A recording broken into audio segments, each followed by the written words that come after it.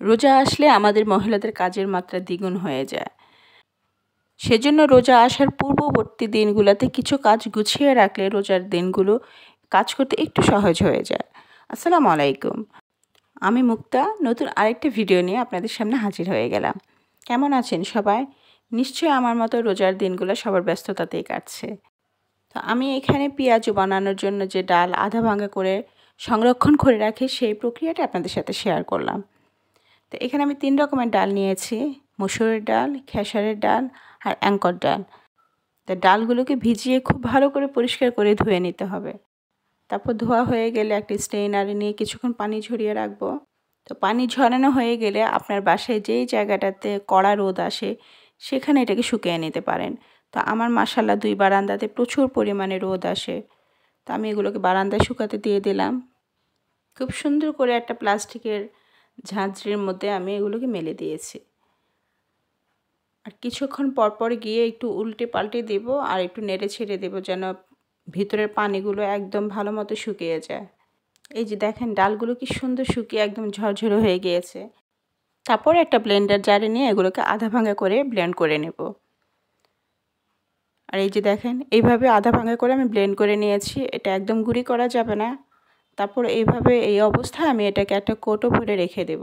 যখন যতটুকু প্রয়োজন হবে ঠিক ততটুকু নিয়ে আমি এটা পেঁয়াজু বানিয়ে নেব। তো আজকে প্রথম রোজা, এজন্য আমি একটু বেশি করে নিচ্ছি। বাকি সব ধরনের মশলা মাখিয়ে আমি এটাকে প্রসেসিং করে ফ্রিজে রেখে দেব যেন 2-3 দিন খেতে পারি। তো এখানে আমি 1.5 কাপের মতো ডাল নিয়েছি। এগুলোকে পানি দিয়ে গুলিয়ে ঢেকে রাখবো কিছুক্ষণ। এটা ভিজার জন্য রাখতে হবে। আর পেঁয়াজু বানানোর কমপক্ষে 2 ঘন্টা আগে ডালগুলো ভিজিয়ে রাখতে হবে। যেহেতু আমি এখানে অ্যাঙ্কর ডাল আর খেসারির ডাল দিয়েছি, এই দুটো ডাল কিন্তু ভিজতে একটু সময় লাগে। মসুরের ডাল তো খুব বেশি একটা সময় লাগে না। তো ডালগুলো ভিজানো হয়ে গেলে আমি একটু চেক করে নিলাম আমার একদম পানিগুলো শুকিয়ে গিয়েছে ডালের। তো আমি আরেকটু পানি দিয়ে দেব। পানি দিয়ে আবার কিছুক্ষণের জন্য ঢেকে রাখবো। তা আমি আবার ডালগুলো চেক করলাম, এখন একদম ঠিক আছে। আর এখন আমি ইফতারের জন্য পেঁয়াজগুলো বানিয়ে নিচ্ছি। তো ডালের মধ্যে দিয়ে দিচ্ছি বেশি পরিমাণে পেঁয়াজ কুচি, কাঁচামরিচ কুচি, ধনিয়া পাতা কুচি, একটু রসুন বাটা, একটু আদা বাটা আর সামান্য হলুদ আর পরিমাণ মতো লবণ দিয়ে ডালগুলোকে খুব ভালো করে মাখিয়ে নেব। তো আমি দেখলাম যে একটু ডালটা ছাড়া ছাড়া হয়ে যাচ্ছে, সেজন্য আমি একটু এখানে 1/2 কাপের মতো বেসন মিশিয়ে নিয়েছি। আর বেসন দিয়ে দিলে পেঁয়াজের বাইন্ডিংটা খুব ভালো আসে। বেসন অবশ্যই মেশাতে হবে, তা না হলে কিন্তু এটা খুলে যাবে তেলে দেওয়ার সাথে সাথে। পেঁয়াজের ডালটা যখন আমরা পাটায় পিষে নেই তখন কিন্তু একটা আঠালো ভাব থাকে, খুলে যাওয়ার সম্ভাবনা থাকে না। তবে এইভাবে বানালে আঠালো ভাবটা থাকে না, সেজন্য একটু বেসন ব্যবহার করতে হবে। মাখানো শেষ হয়ে গেলে আমি এখন পেঁয়াজগুলোকে ভেজে নিচ্ছি।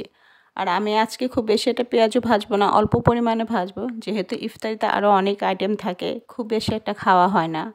আর ইফতারিতে এই ধরনের তেলে ভাজা জিনিস যত কম খাওয়া যায় ততই স্বাস্থ্যের জন্য ভালো। কিন্তু ইফতারিতে আবার এই ধরনের আয়োজনগুলো না থাকলেও কিন্তু ভালো লাগে না। এগুলোই মনে হয় যে ইফতারির সৌন্দর্য। কিন্তু তারপরে চেষ্টা করতে হবে যত কম খাওয়া যায়। তো ফাইনালি আমার পেঁয়াজও ভাজা শেষ হয়ে গেল।